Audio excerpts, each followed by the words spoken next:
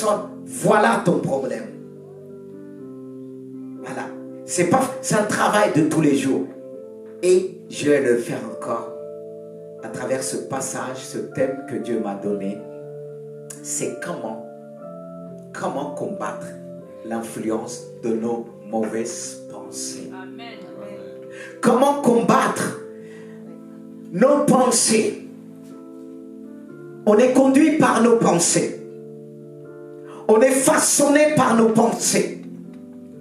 On est influencé par nos pensées, qu'elles soient bonnes ou mauvaises. Et le diable sait.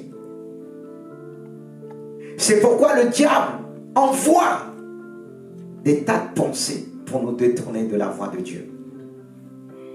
Et être chrétien, on est entre la vérité et les mensonges de Satan. Et il y a notre cœur au milieu. C'est pour ça qu'il dit, garde ton cœur contre toute autre chose, car c'est d'elle vient la source de quoi? De la vie. Et c'est un combat de tous les jours. Et quand j'ai partagé ce passage vendredi, Dieu m'a emmené dans une autre dimension spirituelle. On va le voir tout à l'heure. C'est là qu'on a besoin de Dieu et de la grâce de Dieu. Comment? C'est ce que nous allons voir.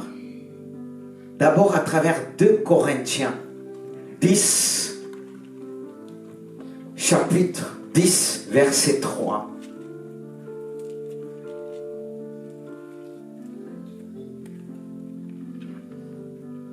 Même à travers ce passage, nous donne des éléments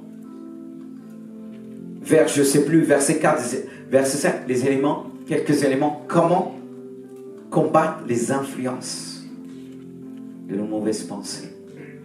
Il est dit dans ce passage, si, il y a une condition, si nous marchons dans la chair, nous ne combattons pas selon la chair, car les armes avec lesquelles nous combattons ne sont pas charnelles, mais elles sont puissantes par la vertu de Dieu pour renverser des forteresses. Et ces influences, ce sont des forteresses. Des forteresses qui sont certainement installées dans notre vie, dans ton âme, dans ton être, et même dans tes 5 sens. Des forteresses que certains ont eues bien avant qu'ils étaient dans le ventre de leur mère. C'est pour ça que nous disons, nous appelons les choses par les liens. Et pour revenir au début, il dit, si nous marchons, on va tout à l'heure atterrir sur le verset 5, si nous marchons dans la chair, c'est-à-dire dans tout ce qui est intellect, émotionnel, quand la vie parle de la chair et le sang, c'est l'âme, les émotions. C'est vrai, dans l'âme, il y a cette partie invisible. Il y a cette partie qui est aussi vue, comme on dit, visible. Mais il y a une autre dimension, dit, si nous marchons dans la chair, nous avons l'intellect, nous avons tout. Les armes avec lesquelles nous combattons ne sont pas charnelles, c'est-à-dire elles ne sont pas visibles. Nous avons affaire au monde invisible. Et nous devons combattre avec les armes de Dieu. Pas avec notre intellect, pas avec ce que nous avons acquis dans le monde extérieur, les connaissances. Dieu s'en sert. Mais tout ce qui concerne le monde invisible, tu ne peux pas combattre avec les connaissances que tu as acquises à l'école. Est-ce que ce sont des armes spirituelles, comme je l'ai partagé vendredi en disant, je l'ai vécu. Et c'est pour ça, la connaissance que j'ai spirituelle me permet, quand j'ai face quelqu'un, moi parfois on veut riposter, et Dieu dit, c'est pas avec ces armes que tu dois combattre. Mais le fait que nous marchons dans la chair, notre intelligence, et le chrétien d'aujourd'hui, la plupart fonctionnent que dans le domaine intellect émotionnel. Mais quand la Bible nous dit utiliser les armes spirituelles, c'est-à-dire nous pouvons voir une personne conduite par ses pensées et même elle parle à l'intérieur d'elle, mais avec la connaissance humaine, tu ne peux pas entendre ce qu'elle dit. Parce que pour combattre avec les armes de Dieu, tu dois recevoir ce qu'on appelle le don de révélation. Dans le don de révélation, il y a les paroles de connaissance, paroles de sagesse et le discernement des esprits qui va te permettre de savoir avec quel état d'esprit que la personne te parle. Comme Jésus a dit à Pierre, hors de moi Satan. Ça ne veut pas dire que Pierre était possédé, mais les pensées que Pierre avait, c'était les pensées de Satan, inspirées par Satan. Et pourtant, c'est le disciple de Jésus. Et nous pensons, en étant chrétiens, Satan ne peut pas nous inspirer. Détrompez-vous. Même pasteur que je suis. Pourquoi j'ai besoin d'être en relation continuellement avec Dieu pour ne pas être inspiré par ma prédication, à travers la prédication par Satan. L'apôtre Paul pouvait dire ceci, ce qui nous emmène à comprendre cette pensée qu'il a commencé bien, il a peur de mal terminer, de peur qu'il y ait un terme qu'il utilise en disant qu'il a bien commencé dans l'évangile, il a peur de mal terminer. C'est bien de bien commencer, mais la Bible dit mieux vaut la fin d'une chose de son commencement. Et c'est là qu'on a besoin de réaliser les armes que nous devons utiliser, elles ne sont pas charnelles. Comme cet exemple, j'ai donné l'exemple. Quelques années, j'étais dans une ville, et spirituellement, parce que si on parle de ça, les gens vont dire, c'est pas biblique. C'est pour ça que Dieu me donne aussi des passages pour démontrer. Ce passage, derrière ce passage, cache une réalité, n'est-ce pas? Il est dit, les choses révélées sont à nous, mais les choses cachées. Mais pour qu'ils soient révélés à nous, nous devons les chercher. Il y a des choses que Dieu va nous révéler naturellement, mais pas tous, que tu dois être déterminé pour les chercher. C'est pour ça que beaucoup de chrétiens sont limités. Ils se contentent de tout ce que Dieu les révèle. Ils sont restés bébés. Un bébé, il ne va pas chercher à manger. Il ne va pas chercher à travailler. On va lui donner. Mais quand au fur et à mesure tu grandis, on ne va pas continuer à te donner. Il y a des connaissances que tu vas acquérir. C'est par tes recherches. Qu'elles soient intellectuelles, mais aussi spirituelles. Mais hélas, le cas de beaucoup, ils ont eu l'habitude d'être nourris. On les a donné tout. Ils vont s'arrêter là, même dans le niveau spirituel. Mais si la Bible nous dit de demander, chercher, frapper, dans chercher aussi, il y a la persévérance, que tu dois persévérer jusqu'au bout pour obtenir certaines choses, même dans le niveau spirituel. Pourquoi je dis ça? Il y a des choses que je cherche encore. Amen. Et Dieu m'a montré, il y a des armes spirituelles. Des armes même spirituelles qu'il peut te donner. Ça peut être une épée. Ça peut être un bâton. Pourquoi j'ai dit ça? Je l'ai vécu. Et quand je l'ai vécu, je l'ai démontré. Dieu m'a ravi en esprit. Et il m'a montré, il y a un problème. Il s'agit de mes deux cousins qui allaient souvent en prison. Et j'étais là, je suis arrivé, c'était un combat spirituel avec des êtres spirituels, des êtres qui étaient bien armés. Des armes qu'on voit dans les jeux que les enfants sont livrés à ça. Dieu m'a ouvert les yeux, j'ai vu le monde des ténèbres, c'est comme ça qu'ils sont équipés, bien armés. Ces gens qui font ces jeux-là, ils sont dans le monde des ténèbres. Ils ont les yeux ouverts, c'est pour ça qu'ils le transmettent dans les jeux que les enfants... Nos enfants, ils sont tous dedans, même des adultes. Hein. Ils sont tous dedans. Et Dieu m'a montré, Nané, c'est comme ça, ils sont armés. Je vais aller loin. Donnez-moi le temps. Je sais, parfois, on est pressé, mais des choses prophétiques, c'est pas évident de les dire. Parce qu'on a en face parfois des personnes incrédules qui vont tordre le sens de la révélation. Qui ne vont pas dire ce qu'on a dit vraiment. C'est pour ça qu'il y a des choses qu'avec le temps, il y a des choses, ça fait 20 ans, 10 ans. C'est aujourd'hui que j'enseigne ces choses parce que j'ai eu la pression aussi de Dieu dans ce qu'il m'a appelé. Et les frères qu'on a eu l'école biblique, ils disent, on sait ce que tu as reçu, tu ne prêches pas ce que tu as reçu parce qu'on se connaît. Je leur ai dit, ce n'est pas le moment. Mais là, le moment est arrivé. Parce que quand tu n'es pas assis, tu peux recevoir des combats dans tous les sens. Même des gens qui peuvent arriver, des pasteurs et autres, qui n'ont pas cette révélation, ce ministère. Je reviens. J'étais dans ce combat avec un bâton. Et j'ai vaincu. Et après, quand je suis revenu moi-même, j'ai dit, il va se passer quelque chose, ça et ça. Et dans le nature, quand on a téléphoné et arrivé à les 2 personnes, ce que j'avais décrit. Mais naturellement, on va voir, ils ont fait quelque chose, les policiers sont arrivés, mais derrière ça, il y a des puissances occultes qui poussent.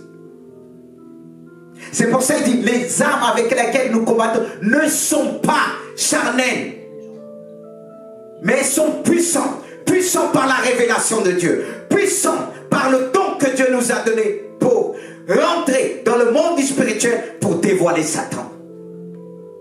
Il faut des ministères particuliers pour libérer, pour prier à distance, libérer les captifs. Il faut que ces ministères s'expriment encore aujourd'hui. Parce que l'Église souffre. Et quand j'ai dit cela, la tante regardait et dit, comment tu as vu? J'ai dit, c'est vrai, ce qu'il est arrivé, il devait arriver pire.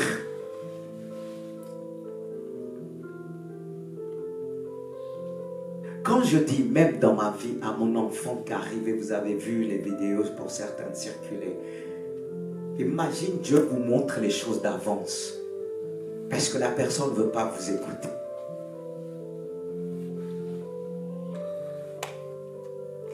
Dieu peut vous montrer quelqu'un, s'il n'écoute pas, il va vers la mort. Et que la personne ne va pas vous... Comment arrêter la personne? Vous avez essayé d'intercéder. Le poids des ministères, il y a un poids quand Dieu tu dis non, Seigneur, fais grâce. Mais le peuple de Dieu n'écoute pas. Et je passe. Pourquoi j'ai dit ça? On est comment combattre l'influence des pensées. Même l'homme de Dieu, il y a des mauvaises pensées qu'il vient de dire, laisse. Ne prie plus. Ne fais plus ceci. On va le voir à travers Jérémie, les pensées qu'il a eues. Les forteresses dans le livre de Jérémie. Là où les pensées mauvaises peuvent nous emmener. Vous savez, il y a des messages qu'il faut prendre le temps que ça pénètre. Et il faut utiliser aussi l'intonation. Je dis, Seigneur, parfois j'ai la voix qui porte et que ma voix ne puisse pas porter là. Que je puisse vraiment parler avec mon cœur. Et on va le voir. Lamentation de Jérémie dit, je suis pour tout mon peuple un objet de rêverie. Chaque jour l'objet de leur chanson. Les gens sont méchants. Il a vécu ça. Et je continue. Il m'a rassaisi d'amertume. Il dit c'est Dieu. C'est comme Dieu l'a rassasié d'amertume. Vous voyez, le diable va loin dans ses pensées. Il va te dire Dieu t'aime pas. Regarde ton problème. Regarde ce que tu vis. Et pourtant, Jérémie était un prophète de Dieu. Il était en Dieu et Dieu on lui dit, bien avant que tu étais dans le ventre de ta mère, je te connaissais déjà. Alors il était où? Il était dans le sein de Dieu. Et certainement une femme a prié, Dieu a envoyé son ange. paf, qui devait devenir en même temps un homme de Dieu. Et voilà cet homme, pourtant c'est un homme de Dieu. C'était difficile, rejeté de tous. Et il va dire, maintenant le diable va dire, mais des pensées, il va à un moment dire, Dieu, tu m'as rempli. Est-ce que Dieu nous remplit d'amertume? Il va loin. Il m'a enivré d'absinthe. Il a brisé mes dents avec des cailloux. Parce qu'il a vécu ça physiquement. Avec le peuple d'Israël, ils ont fait vivre ça. Se lever pour Dieu. Parfois, le diable mobilise tout le monde des ténèbres pour aller battre cet homme et l'arrêter. Il me dérange. Oh, cette jeune fille. Et c'est ce qu'ils ont fait. Il m'a enivré d'absinthe. Il a brisé mes dents avec des cailloux. Il m'a couvert de cendres. Et la suite. Plus intéressant, ce qui nous intéresse, c'est-à-dire, va venir, tu m'as enlevé la paix. Mais est-ce que Dieu peut enlever la paix? Je ne connais plus le bonheur. Combien de fois tu t'es dit ça? Et je dis, ma force est perdue. Est-ce que tu t'es pas retrouvé? Je n'ai plus d'espérance en l'éternel. C'est ce que Satan veut. Enlever l'espérance des filles et des fils de Dieu. Des servants, des serviteurs de Dieu. Il veut enlever la paix dans ta vie. Il veut enlever la paix dans les foyers. Il veut nous remplir de quoi? De colère, d'amertume. Oh, c'est pas fini. 19.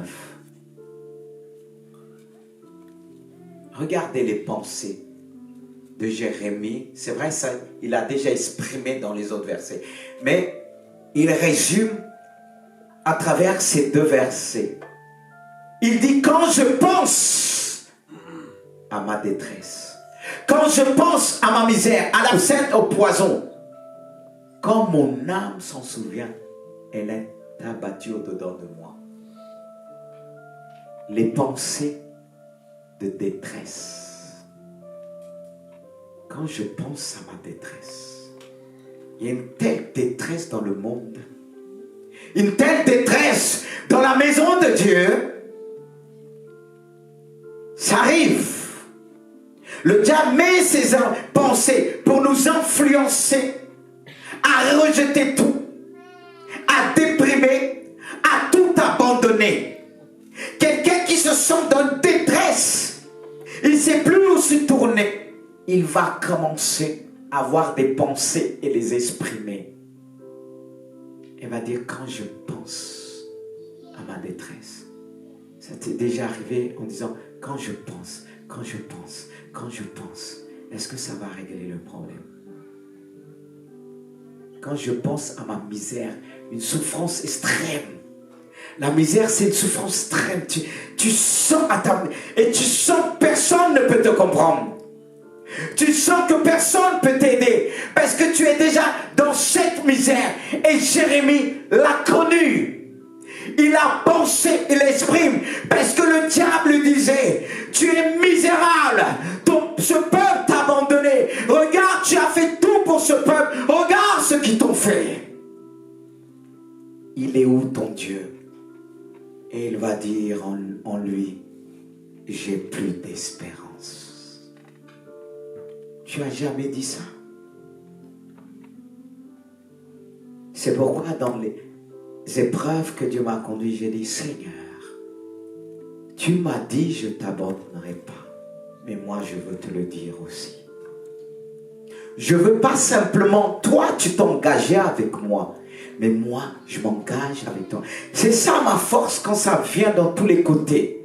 Comme disait Dieu à Paul, ma force se manifeste dans ma faiblesse. C'est-à-dire ton cœur humble.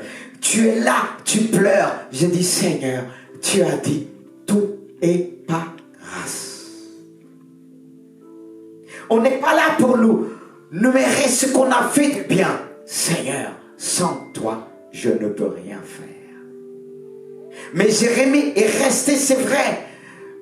Quand je pense à ma misère, il va loin. Quand je pense aussi à la suite, qui va dire, quand je pense à ma misère, à l'absinthe. C'est quoi l'absinthe? Ouf! Vous savez, la misère emmène à ça. La détresse emmène à la misère à ce mot qu'il va utiliser. C'est-à-dire, il n'y a pas de mot. Jérémie va utiliser un mot qui va exprimer les pensées de son cœur. C'est-à-dire, l'absinthe est une boisson alcoolisée. Et il va décrire, quand tu prends une telle boisson, tu es comme un homme ivre. Et à travers les pensées qu'il avait reçues, le rendait ivre. Était quelqu'un, quand il marchait dans la rue, il allait dans tous les sens. Parfois, il y a des gens qui sont remplis dans leurs pensées. Quand tu les vois marcher, ils sont courbés. Et pour certains, ils commencent à prendre quelques rides, à vieillir. Encore plus des cheveux blancs, à cause de leurs pensées. Certes, la Bible dit, les cheveux blancs, c'est comme un signe de sagesse, mais ce n'est pas toujours le cas. Et on voit le monde qui périt. On voit parfois des personnes très jeunes, mais quand on leur regarde, on leur donne plus. Pourquoi? À cause des pensées. Et il y a certains, pour d'autres encore, on les voit marcher, comme je disais tout à l'heure, il va dans tous les sens. Comme Anne, quand elle s'est présentée dans le temple, elle était comme ivre. Mais elle a eu la force d'exprimer son problème devant Dieu. Elle ne pouvait pas avoir d'eau. Elle était comme ivre. Et le prophète a vu ça. Tellement elle a vécu ça dans ses pensées. C'était comme une femme ivre. Et le prophète va le dire, pas du tout le prophète, le sacrificateur va le dire. Fais passer ton vin. Et là, il lui a dit, ne prends pas ta servante comme une pervers. C'est sur son douleur. Les douleurs de l'enfantement. Elle était comme une femme ivre. Et le monde souffre. Tout le monde m'entend. Vous savez que parfois, tu es là, tu es en train de dormir. Mais tu crois que c'est le sommeil naturel. Ne dors pas. Parce que si tu ne le vis pas, toi, la personne, tu vas rencontrer une personne qui passe des moments difficiles. Quel conseil que tu vas lui donner? Parce que Dieu te parle. Dieu te fait comprendre, tu ne sais pas qu'est-ce qu'il t'a réservé. Peut-être conduire un groupe. Je veux te dire, c'est quand tu vas rentrer chez toi, c'est là que tu vas dormir. Ne viens pas dormir dans l'église. Ne venez pas dormir dans l'église. Parce que là, le diable utilise, il te voit et dit là, on va l'aider à dormir. Si tu veux te mettre debout, mets-toi debout et tu vas derrière. Parce que si tu dors, tu vas tomber. Alléluia. C'est une particularité que des fois je m'arrête pour être un peu comme certaines pensent être cash. Non, c'est l'amour de Dieu. Parce qu'il faut être violent pour s'emparer du royaume de Dieu. Et je reviens. Si on n'a pas Dieu, le monde peut nous enivrer. De quoi? Les problèmes de ce monde. Quand il vient, tu peux marcher comme un homme qui est saoul. Il y a plein que vous voyez dehors. Quand vous les croisez, dites, ah, fais passer ton vin, t'as trop bu. Mais ils ne sont pas bu. Ils n'ont pas bu. Ce sont les souffrances, les pensées. Il dit, quand je pense à l'absinthe, quand je pense à ce moment que j'avais souffert, j'étais là, je ne captais rien du tout. On me parlait, j'étais comme un homme ivre. Ça t'est jamais arrivé? Quand tu es venu à l'église, on te parlait, tu dis. Le pasteur parlait et s'il a parlé, il est en train de dire amen, amen, et il est ivre. Des problèmes. Et il y en a qui se lèvent. Alléluia. Ce n'est pas un alléluia d'un cœur libéré. La Bible dit, le malheur atteint toujours le juste, mais le Seigneur le délivre toujours. C'est-à-dire, ces pensées de détresse viennent comme une flèche pour t'atteindre, pour te faire perdre le contrôle de ta vie, des personnes que Dieu t'a donné, t'a confié. Imagine, un homme de Dieu est ivre. Viens prêcher, il est ivre. Qu'est-ce que vous allez dire? Vous allez dire, Dieu, non, il n'est plus mon pasteur. Mais s'il est ivre des pensées, pourtant vous pouvez penser qu'il est ivre. Non, il n'a rien bu. Pendant que certains, au lieu de prier, il ne prie pas. Est-ce que vous priez tous les jours pour moi? Amen pour ceux qui le font. Si tu ne le fais pas encore, fais-le. Et je bénis ceux que Dieu réveille parfois la nuit, comme il le fait pour moi. Moi, ce n'est pas des longs sommeils, je ne reste pas longtemps au lit. Ma grâce matinée, deux fois, c'est 8 heures du matin. C'est 8 heures. Je ne dépasse pas ces heures-là. C'est parfois samedi, mais le reste est... Je ne vais pas vous dire, mais pour certains, des fois, vous allez voir des messages, parce que c'est des moments que je prie. Il ne dort pas. Si, je dors. Mais un intercesseur intercède beaucoup la nuit. Pourquoi? Pour ne pas être ivre. Vous comprenez? Parce que toi, tu dis, tu ne veux pas voir, tu ne veux pas être ivre. Mais si tu ne te connectes pas avec Dieu, ça, c'est l'ivresse du monde. Qu'est-ce que nous dit dans Éphésiens, c'est dans Éphésiens 5, ne vous enivrez pas du vin, c'est de la débauche, mais soyez enivrés du Saint-Esprit. Voyez l'image? C'est-à-dire, c'est livrer des choses du monde. Parce qu'on croit qu'on est bien. Tu bois, t'es jeune. Mais après, ça fait des effets. Pareil, tu bois le monde. Tu bois les choses du monde. Tu t'enivres, tu dis, je suis jeune. Dans 2 ans, on ne va pas te reconnaître. Ça va agir dans le mental, dans le physique. C'est la même chose spirituellement. C'est la même chose. Oh, j'aime beaucoup ce passage de Jérémie. Ce passage garde mon âme. Parce qu'il dit, quand je pense, quand mon âme s'en souvient, elle est abattue au-dedans de moi. Et qui pourra me relever à ce moment-là? Personne. Qui peut relever un homme ivre? Qui peut parler à un homme ivre? Qui peut évangéliser un homme ivre qui est vraiment ivre? Elle parlait du oh Jésus, laisse-moi dormir. Parce que quand tu es ivre, tu cherches le sommeil. Et si tu sombres dans ça, qui pourra te relever? Même la personne qui va te parler, tu es ivre des soucis, des problèmes de ce monde. C'est pour ça que Dieu a choisi des médecins pour faire l'intoxication. De la drogue, de l'alcool, spirituellement parlant. Mais je vais loin dans les pensées, les influences des pensées. Et dit encore, quand je pense à ma misère, à l'absinthe et au poison, waouh, qu'est-ce qu'il veut dire? Tellement qu'il était dans la détresse, il avait des pensées d'amertume, amère. Vous voyez, l'absinthe c'est comme une boisson amère, mais ça emmène vers le poison. Ça devient du poison.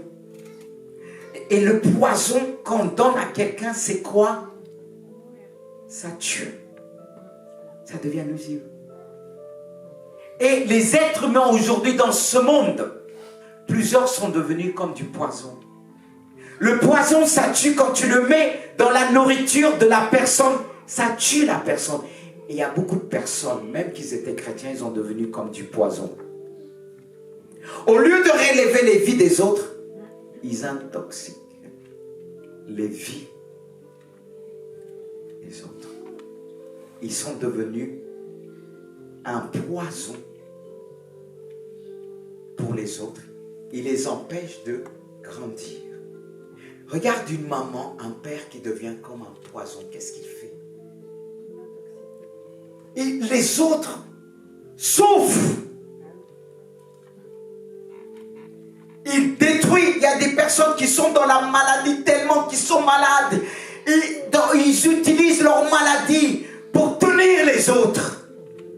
Il devient comme du poison. Il dit, tu dois faire ceci. Ça peut être un enfant, ça peut être un parent, mère, père, qui est devenu comme du poison. Aujourd'hui, tu détruis la vie de tes enfants. Et si l'homme de Dieu ne veille pas, qui a reçu des coups, comme Jérémie, il peut devenir du poison. Lui que Dieu appelait en tant que prophète, pouvait devenir un faux prophète. Dès lors que tu détruis ce que tu as construit, tu deviens du poison. Si on ne veille pas à nos pensées,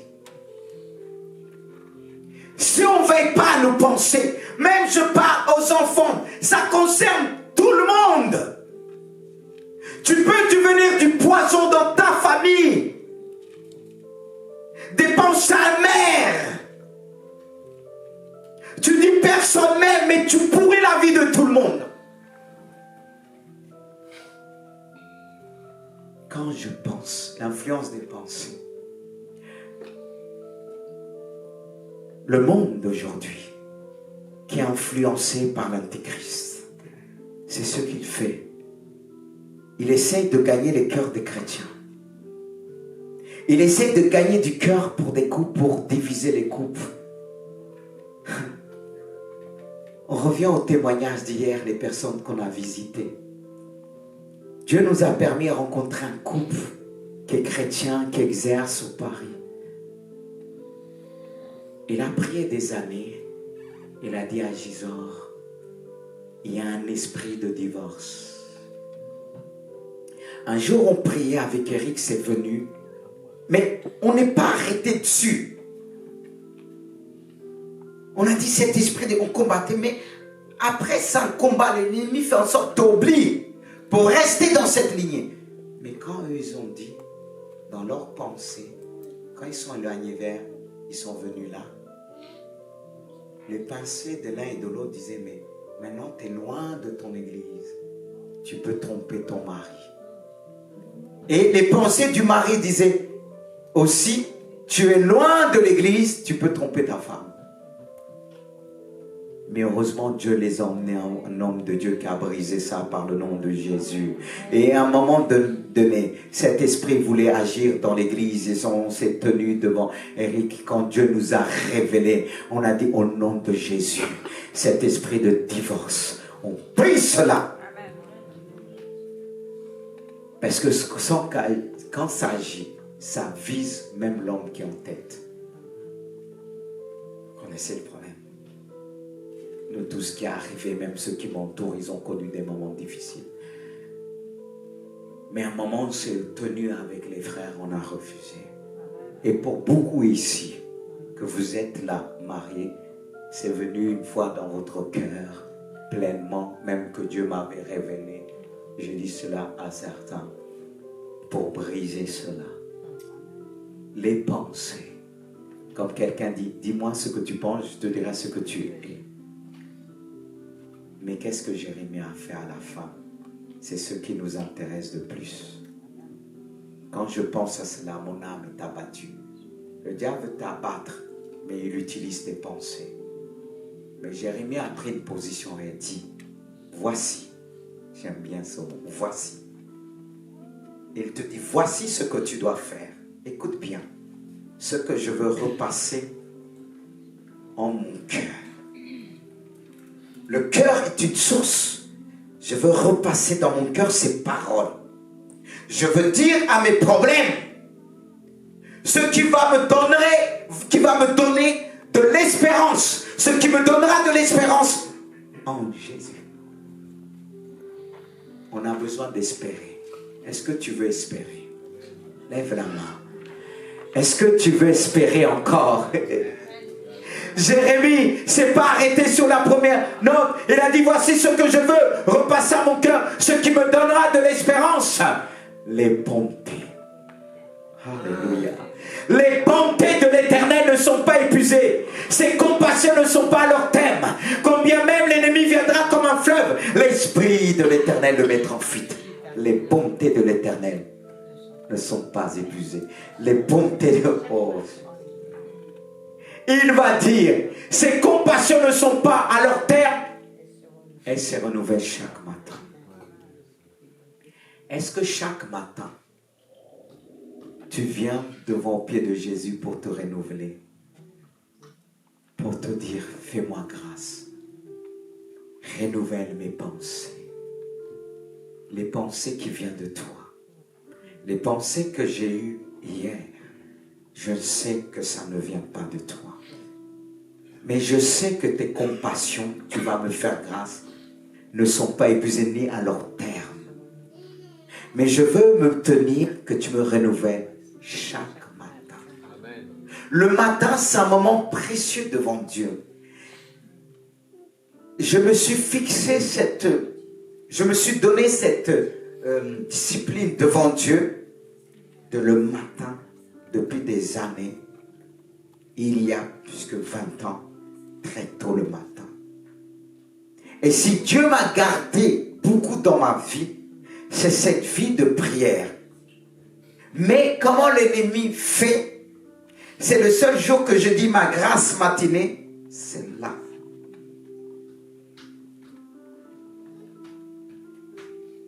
Avec lui, il n'y a pas un moment de répit. Et c'est là qu'on a besoin des intercesseurs.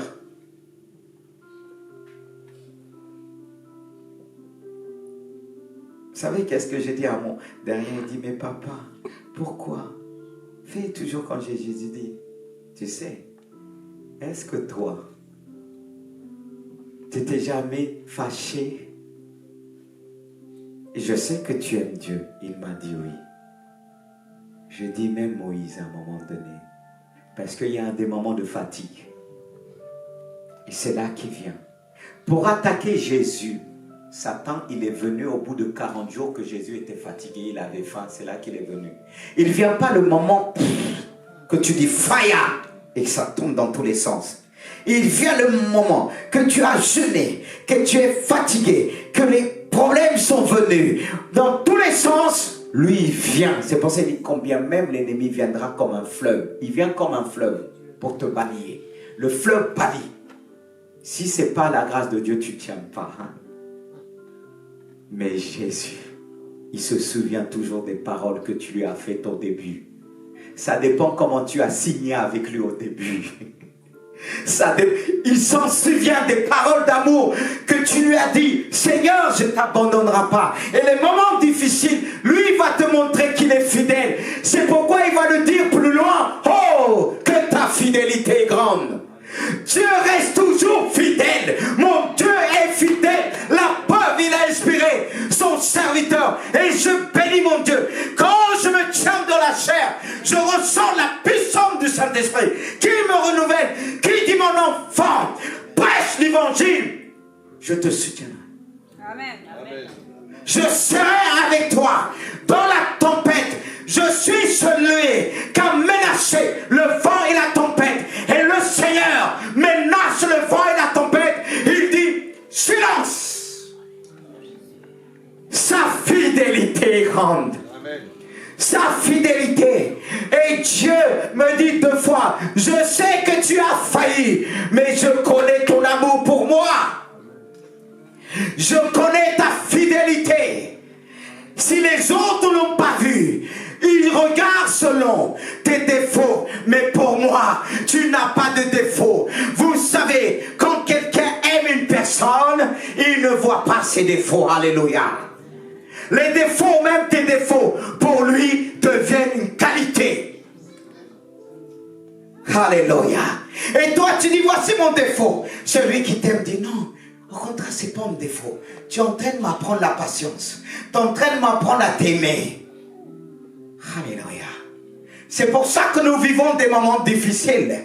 À travers cela, Dieu a dit, je t'ai appris. Le moment où tu disais que tu étais par terre, j'étais là pour te relever. Alléluia. Il va loin. Ta fidélité est grande. Mais la Bible n'utilise pas cela comme un moyen. Revenons sur 2 Corinthiens. Je ne vais pas vous retenir longtemps. Parce que le Saint-Esprit me saisit. Quand il dit, revenons 2 Corinthiens 10. Peut-être pas ça, pas celui-là, ma grâce te suffit. Toujours dans 2 Corinthiens 3, ou bien 10, 3. Car les armes avec lesquelles je vais plus loin, par la vertu de Dieu, renversons toutes, car les armes à laquelle plus loin encore.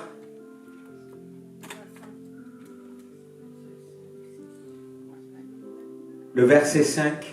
Donne-moi le verset 5. Toujours dans 2 Corinthiens. Ne vous inquiétez pas. 10. Nous renversons les raisonnements et toute hauteur qui se lève contre la connaissance de Dieu. Les raisonnements, ce sont nos pensées. Et nous emmenons toutes pensées captives à l'obéissance de Christ. C'est-à-dire, toutes tes pensées, emmène-le à Christ. Analyse tes pensées selon la parole de Dieu. Est-ce que ce sont des pensées qui glorifient Dieu? On a tous eu. Soyons honnêtes, t'es marié, t'as ta femme, t'as ton mari.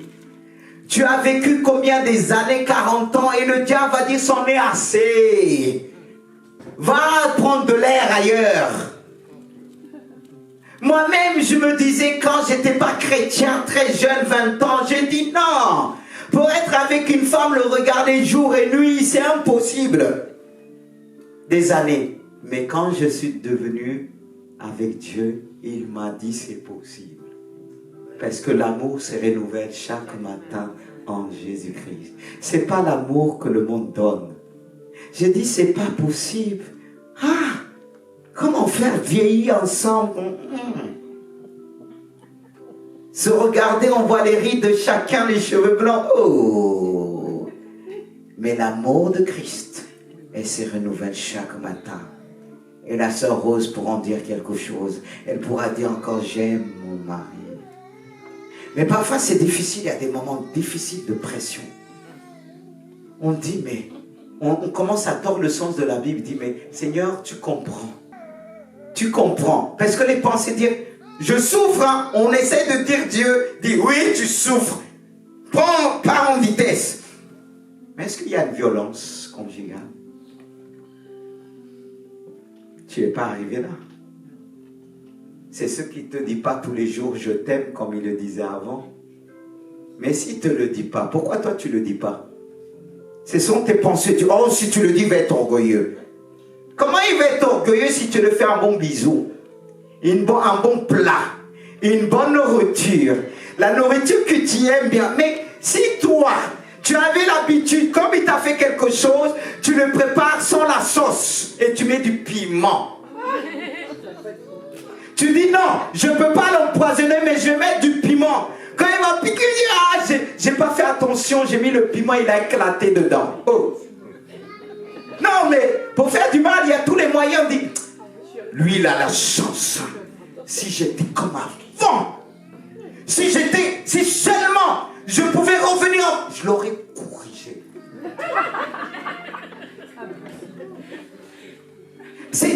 Mais on ne le dit pas comme ce publicain et ce pharisien qui dit je ne suis pas comme ce clochard. Excusez-moi, je paraphrase. Lui là, moi je donne la dîme de tous mes revenus. Je gêne 2 fois par semaine. C'est dans son cœur qu'il disait. La Bible nous dit nous serons jugés par nos pensées. Il y a des personnes que vous allez voir de l'autre côté. Vous allez dire non, lui, il me regardait avec amour, mais il te maudissait. Par ses pensées, il n'a pas dit les paroles, mais ses pensées. Des fois, j'ai dit, les enfants, mais dis tes pensées là. Là, tu es en train de me maudire, mais tu ne vas pas m'atteindre. Parce que je suis béni. Parce que dans les pensées de fond, on dit, on l'a fait nous. Mais on n'a pas exprimé de foi. Mais aujourd'hui, eux, ils pensent, ils parlent. Et le diable dit, vas-y. La loi vous a dit liberté. Les pensées. Christ, je dépose à tes pieds. Je dépose mes fardeaux. Est-ce que tu peux le dire ça ce matin? Est-ce qu'on peut se mettre debout? Est-ce qu'on peut se mettre debout? Je dépose. Peut-être tu es pris par tes pensées. Le divorce, autre, séparation. Tu es comme une femme, un homme ivre. Quand tu marches, tes enfants disent, mais maman, qu'est-ce qui t'arrive? Papa, qu'est-ce qui t'arrive? Je veux prier avec toi. J'ai les mains purifiées par le nom puissant de Jésus. Tu es pris dans tes pensées, ça te bloque à l'école, ça te bloque ailleurs. Mais Dieu veut te délivrer. Excusez-moi, prendre du temps. Je ne peux pas vous laisser partir devant un tel message sans prier pour toi. Approche-toi. La puissance du Saint-Esprit. Dieu veut agir. Oh.